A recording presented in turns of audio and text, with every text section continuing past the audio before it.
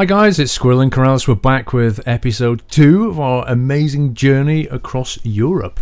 Baby, we're going to France with PlayStations, Xboxes, and Jack Daniels. What else? You know, if you're going to have a fun time, they're pretty much what you need. Apart from pizza, maybe. Pizza would be well. We're doing this for French kiddies, remember? We are. We're helping them out with consoles and Booze. And booze. They might even make them game better, who knows? Okay, rubber nuts, it is time to start the journey. Okay, rusty trombone. Let's start this one up. Okay, you start.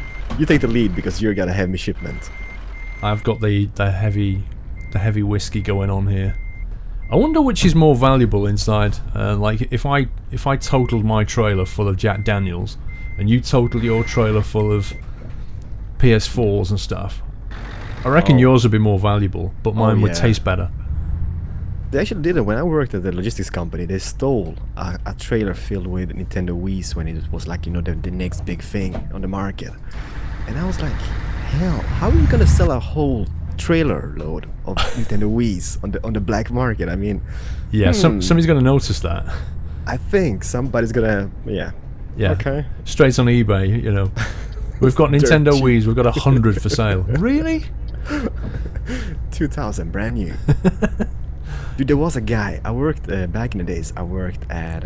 I've been working at many places, but I worked at a kind of like a computer store.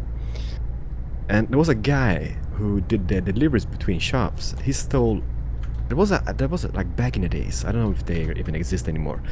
There was a Acer had a laptop called Ferrari. It was like a Ferrari model of the laptops. It was like red and really expensive, with awesome performance and stuff.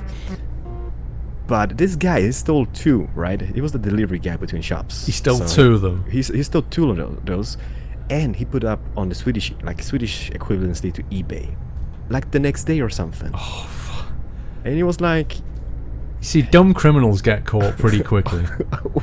Why even do that? And he used his real name and everything. And the boss just called him. He's like, okay, there's two things we can do. We can call the cops straight away, or you can just, retire from this job. Wow, he was lucky. Which one do you pick? And he was like, okay, bye-bye. But then again, I mean, how stupid can you get? That is the dumbest move. Like selling it the next day in a really obvious way with your real name. What could possibly go wrong with that plan?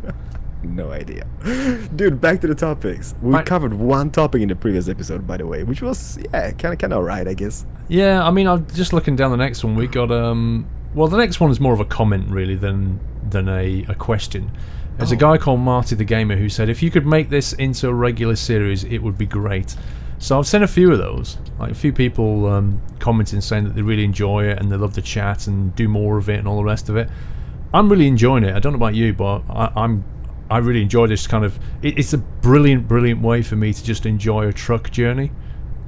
Honestly, I think the same, because usually when I do it myself, I did a Q&A on it, but it's still kind of just me on the road by myself with a bunch of AI. Yeah. Now I have a physical person to talk to, and it's pretty great. And we've got TeamSpeak instead of CB radios, but apart from that, it's not far off a real trucking experience. Just wish the AI was on the road, but I'm totally down for it. I know some people on your channel get annoyed at my accent and voice. Haters gonna hate. Haters gonna hate. We've got a speed camera coming up just to warn you. I think it's an 80 limit. It's a great moment for overtaking.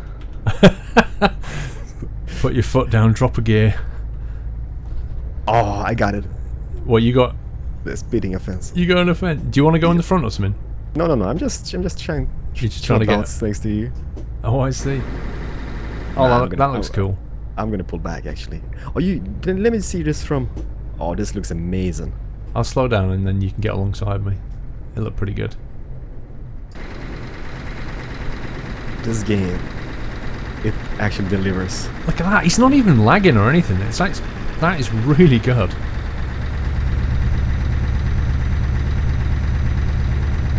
This is awesome. Okay, let's just continue. There we go. You take the lead, buddy. Alright. Let me drop a gear. Oh, this is where the Autobahn splits into parts around this rock. I like that. I like that in single player a lot.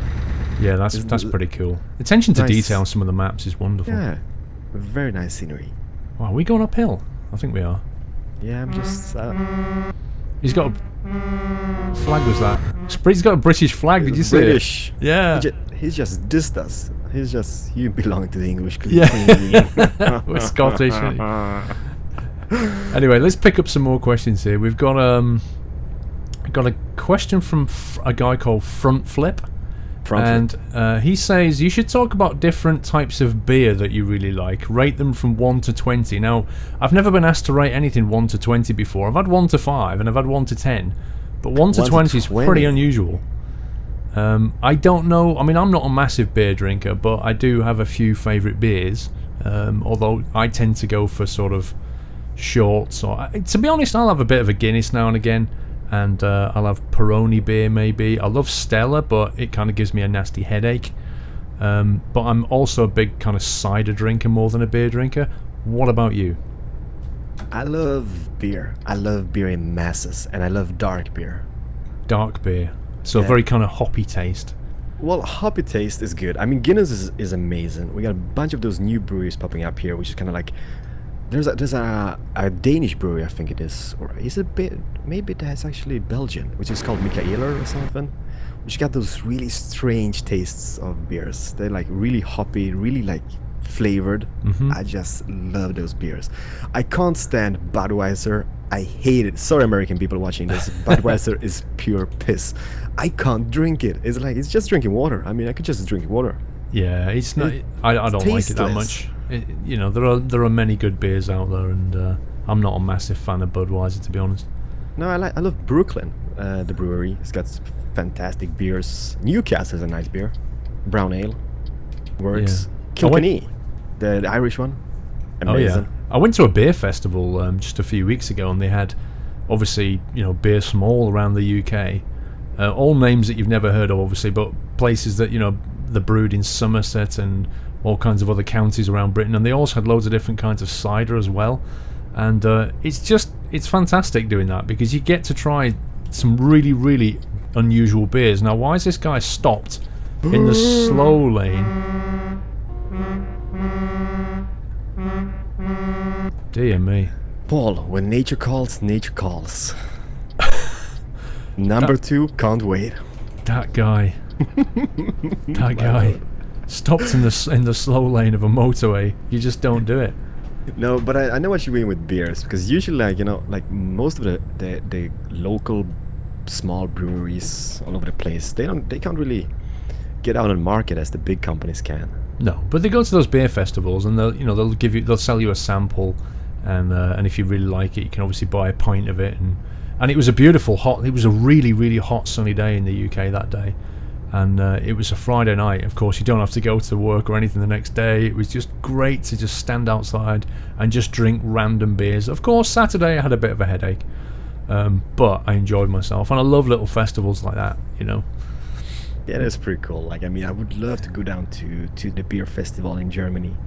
Because I don't know about you, but I find beer's a social thing. Like, there are people who get beer and then they'll just put a movie on by themselves and just drink beer. That's not how I enjoy it. I kind of enjoy it with other people. Sharing is caring. No, I know what you mean. Like, just sitting with your friends in a pub or something, just talking and taking a few pints. Sweden is a bit different, because in Sweden, it's a bit of taboo, alcohol. You have those special shops, which are only open like office hours. Blimey. Where you can buy like strong beer. You can buy I think it's 3% beer in the normal shops. Or 3.5, I think it is. But everything over that, you have to go to the special shops to buy. I thought the Swedish people were quite, kind of open about stuff. They suck when it comes to alcohol. Good thing is I live really close to Denmark, and there's a whole different approach to alcohol in Denmark. So a quick pop over the border and get some stuff. Yeah, and I live in a harbor town, which is connected to Poland. So if I really, really fancy beer, I just go down to the harbor and it's like, yeah, here you have beer. What do you want to buy? The store is open. Beer. Yeah. So that is pretty decent, I guess. But no, I hate that fact. They have to have those special shops where you have to. It's office hours. Now it doesn't really matter for me because I'm mostly home during daytimes anyhow. But when I work, it was a pain. If you miss it, you miss it. No alcohol for the Friday. Hop, it's gone. That's I never knew that. That's kind of surprising to me. That is. But, it sucks. You know what? I was in Stockholm with Activision not long ago playing Destiny, and I was going back in the evening with airplane back to where I live, and I was like, I really fancy some beer, right? So I'm gonna buy some beer at the tax-free shop. And she was like, where are you traveling? Well, I just got back. I just want to buy some beer. Nope, not allowed. Wow. I'm like, why can't I buy beer? I'm an adult. Let me buy some beer. Please give me some beer. Nope, not allowed. I'm not allowed to sell. You have to travel outside the European Union to buy beer. I'm like, what would she say if you said, I want some cigarettes then? No Did they have problem. the same... Really? Cigarettes are not a problem. That's insane. Only alcohol. Oh, man. That's really interesting, but insane at the same time. You know, yeah.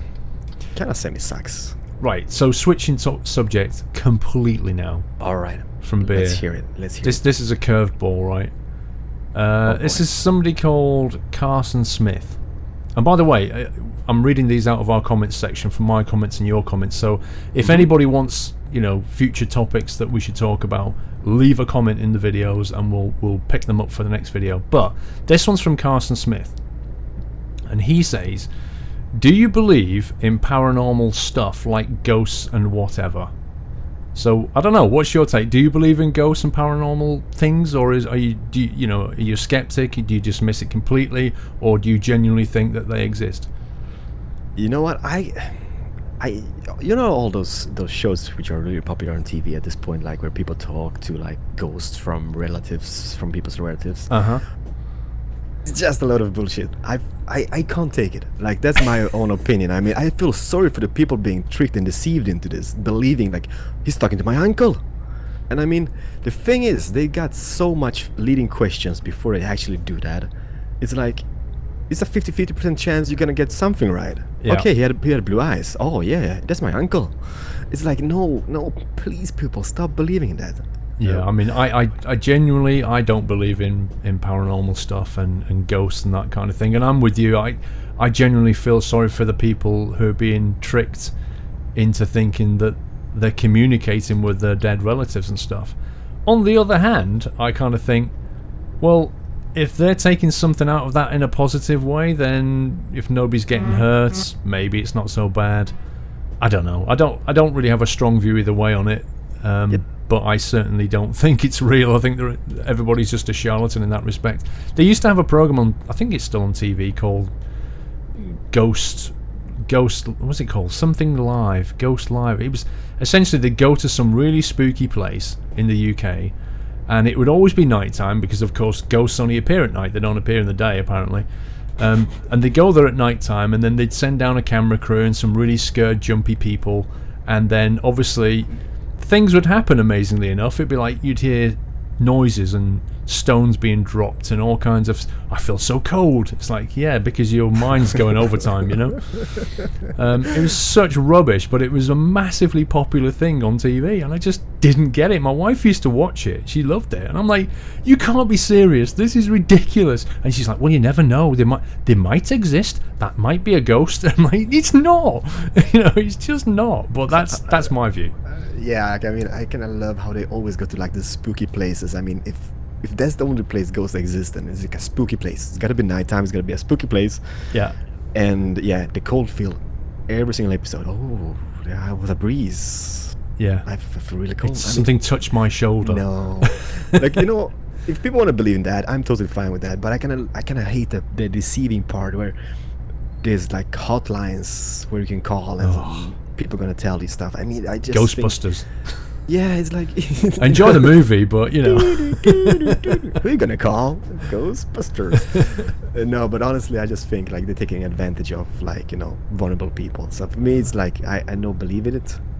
Yeah, I don't. Yeah, so we're both on the same page on that one, Mr. Carson. We don't believe in paranormal stuff Carson. And ghosts. Sorry. What's next? We've got Mr. What's he called? Japopo. He says, this was awesome, can't wait for the next co-op video, talk about cars and Top Gear, is what he says. I love Top Gear. Now a question, I was going to say, do you have Top Gear in Sweden, and is it the British version, or do they have a kind of a Top Gear Sweden? we have all the BBC channels and the other English channels. So we have Top Gear, we have the British version of Top Gear. We have the American and Australian ones, but they suck. They are so bad and they are so lame. Yeah, for some reason, the British one is a lot better. I know what you mean, and they can't get it right on the other one or the other networks. And I wonder if it's just the characters involved. I don't know. You know, yeah, I mean, the characters are brilliant, and I think the other one is they're just trying too hard. The American is so lame. All the jokes are just, oh my god, please stop, I need to change channels. I don't know, they're just trying to do something which is just too similar to the Top Gear, the UK Top Gear, and it's just not working out for them. Yeah. I know, I can take it. I love Top Gear otherwise. It's a brilliant show. Top Gear, you know, they took car programs and then just totally reinvented them. Like before that, it was all just reviews of cars, and they kind of took cars and then just did really fun stuff with it, and they created this amazing format. I just love Top Gear. I think it's an absolutely brilliant program. My wife loves watching it. I mean, she hates normally like car programs and whatnot, but Top Gear watches it every single time because she's loving it. And it's just the personalities. I mean, I'm more of a Jeremy person in real life, I guess. So she always compares me to Jeremy. Right. And I think she's a bit of a James May herself. So yeah. I like James May. He's a good lad. Yeah, he is funny. Calm. Oh, that is. But Richard Hammond, he's been like having all those extra programs all over the place. I've been seeing him on like Discovery Channel. Yes, yeah. History Channel, I think it was, or the National Geographic or something. He's all over the place now. He is. I mean, I think there's something about his style that is, to me, is the least favourite out of the three, but that's just complete. I don't dislike the guy at all. I like him, but out of the three, if I was ranking them 1, 2, 3, then Jeremy Clarkson would be first, James May would be second, and Richard Hammond would be third, I think. Is that how I would put them in order of preference? There was something about, sorry I just interrupted you, but there was something about Jeremy Clarkson quitting the Top Gear. Oh, he can't. There was some rumor going around. I hope it's not true. Seriously, he can't quit. I mean, if any one of them quits, the whole thing won't be the same anymore. No, it's gonna lose its charm. They have to do it, even when they're got walking sticks and Zimmer frames and wheelchairs. They still have to make Top Gear. They're not allowed to stop. Never.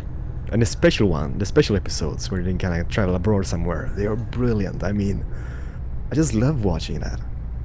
It's like watching a movie. They take cars to the most amazing places. And you know what? When they do those monster drives, like they'll do drives across Europe, and he'll be racing against, like Jeremy Clarkson will be in a car and he'll be racing against train the other two, and they're in a plane or a train or something.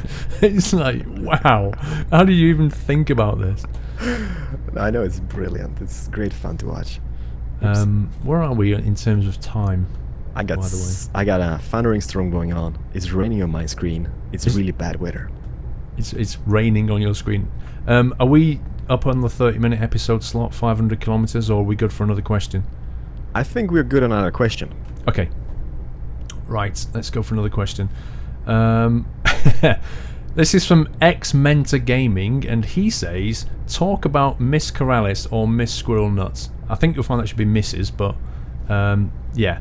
They wanted our respective partners is what they're saying. Talk about that. I mean, I don't know if you want to talk about that. We can skip the question if you want. No, for me, she's a kind of like, you know, she's been playing video games with me. She's been recording, so I'm totally up for that. If you're up for that, I'm fine. I'm obviously not going to reveal personal details, but I'm quite happy to talk around the subject. I mean, how long have you known Mrs. Keralis? I've met her when I was 16. Wow, sweethearts then, eh? Oh yeah, at school high or something. School. Yeah, at school. So we've been together for like a long time. Oh boy, my life is over. That's awesome, dude. Yeah, I mean, I met my wife, I think, when I was 24. So yeah, it was a little bit later in life, and I met her at a friend's house. I used to go around a friend's house, and we used to play board games like Dungeons and Dragons board games. And she used to turn up with her friend, and her friend's husband was one of our sort of people who played board games with us. And basically, just through the regularity of that, I ended up talking to her, and then, eventually asked her to go to the cinema. I think it was something like that. That's how I met my wife. How does she react to the fact you're doing YouTube and stuff like that? Here's the thing, right? Here's the thing. Was a couple of years ago, she used to say what I was doing was I was just playing silly games. I was just making daft videos and all this kind of thing. And I just kept ploughing on. I'm like, no, you're wrong. I'm going to keep doing this. And as my channel got bigger and bigger, and she sort of started not making those negative comments anymore, and then all of a sudden she's like, wow, people actually watch your stuff then. I'm like, yes they do. You might not suck then. Yeah, I think it was, when you start going down to games conferences and people sort of walk up to you and go, oh, hi Squirrel, love your videos. At that point she was taken aback by it all, Yeah, that's amazing. I can remember, mine went for a business trip to Poland for 5 days. And I was I was home. I was like, what the hell should I be doing? I was kind of bored, So I kind of I want to do something which kind of leads to something. And then I started uploading YouTube videos. And she got home, and I'm like, honey, I think I'm gonna be doing YouTube. I'm not gonna become famous or anything, but I'm just gonna be doing YouTube. And maybe one day I can be home one day off work per week or something. And she was like, for real? And I'm like, yep. That's the plan. And she was like, oh yeah, well, if you want to do that, please do that. And she was like, I don't think she took it kind of in a serious manner at that time. But yeah, it changed, when you kind of you kind of start seeing subscribers popping up, people being tweeting, doing Facebook messages, stuff like that. Yeah, it kind of transforms. Now she's totally fine with it. Well, yeah, I mean, my wife's fine with it now, but it did take a while to get there. Just changing lane here. I think we should probably start thinking about the next parking slot. Yeah, we got 394 kilometers to that destination in Lyon, France. We have... What's the next parking bay? I'm not seeing any signs yet. Yeah, let's stop on the next one, I guess. We're making good progress, I'll be honest with you. I mean, we've surprising. 1,100 kilometers so far. Do you know, if I was to drive... I think it was a 14k journey, 1400k journey. If I was to drive that on my own, it would feel a lot longer than just driving with you. Because we're just talking, it's almost like driving for real when you're having a conversation with somebody. The miles just kind of fly by. Yeah, that's something which I've been thinking about. Sometimes when I was driving to work, with friends in the car and stuff, it's kind of like your mind is off the whole driving part of the whole experience. You kind of you do stuff, but you just do them by default. It's just automatically done. Autopilot. Yeah, and it's you can just okay, I'm gonna go back 5 minutes in time. What the hell? How did I do that? Why did I do that? It's it's just autopiloting the whole trip, and it's kind of the same here. Just talk and just do that. Do the drive. The drive. I think we must be near Zurich by now. Yeah, but let's pull up on the next one. There was one here. No, maybe not. No, there wasn't. Oh, some nice scenery to the right there. Oh, the rain's stopping. You still got rain? I can't believe that. I remember at the end of the last one we did, and we sort of got into the city, and I had a beautiful sunshine all the way, and then it just started raining as we pulled up. So, you're talking, and I just got these massive thunderstorms going on over my head. I give him 1 toot because he's a Renault. Ooh. Just the 1 toot. Nothing against French cars. I'm not gonna buy it. Never. I'm not gonna ever buy a French car. I don't actually like the style of most of the French cars anyway. I mean, I don't know. The French style is a bit different to what I like, I think. Yeah. No, I don't like them. They're so cheesy. I mean, they've made some horrendous cars in the past, especially Citroën. Oh boy, Citroën have made some weird vehicles. And they're still popular in France. That's the problem. I mean, who buys them? They're butt ugly. They are some of them. Car. Yeah. It's I don't know.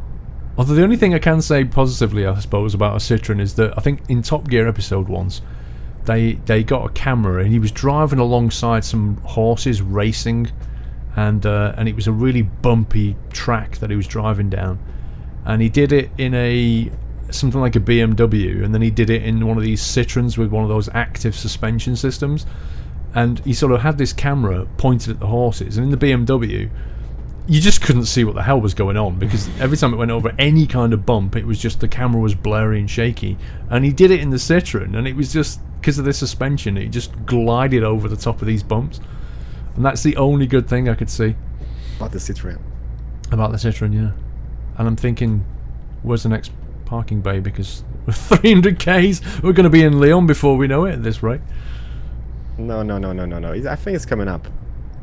Dude, we don't have to find a parking bay. We can just pull over here on the hard shoulder and say goodbyes, I guess. Doesn't feel right. The thing is, we can't bring the map up in multiplayer. You have to stop to bring the map up, which is a understandable but annoying feature. Yeah. You know what? I'm gonna pull over here. Yeah? I'm doing it, yeah, just after the bend because you know it's kind of like. There we go. Oh, hang on. Is that a sign up ahead? I don't think there's a gas station sign though. No, I think you're right. No, let's just pull over here because we don't want to waste your guys' times, right? So we don't. Perfect. Let's just put my let's have a look where we are just to see if we no, we're quite a. Bam. Oh, there is one up ahead. Oh, we made it past Zurich. Yeah, but that's almost, you know what, let's call it quits here. In the next episode, we're gonna drive all the way to Lyon, drop off our PS4s and Xboxes and Jack Daniels for the kids in France. And hopefully everybody's gonna get happy, right? It's going to be happy hour in Lyon when we get there.